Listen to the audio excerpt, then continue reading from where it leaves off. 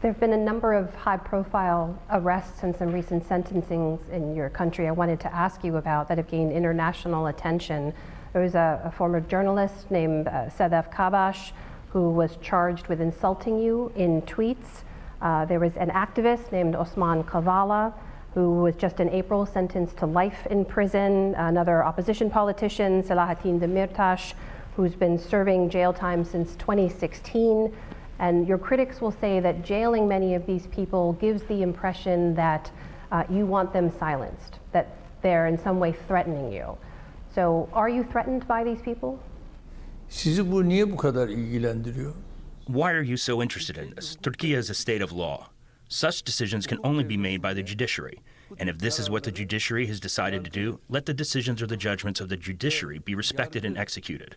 I'm not in a position to serve in the name of the judiciary. This man you have referred to was the financier. During these demonstrations, during these protests, and... You're speaking of Osman Kavala, is that right? I'm speaking about Osman Kavala. But what about Sedef Kabash? Should someone be jailed and charged for insulting you in tweets? Hayır, ben onlarla uğraşacak değilim.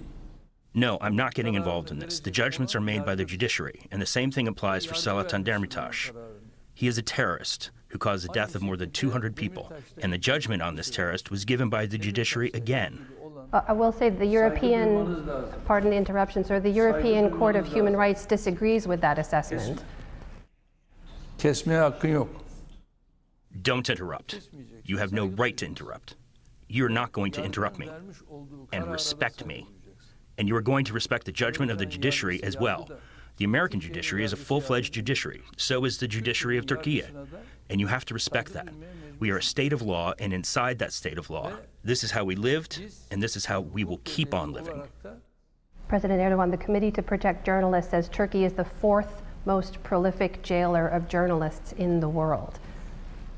Why are there so many journalists in jail in your nation?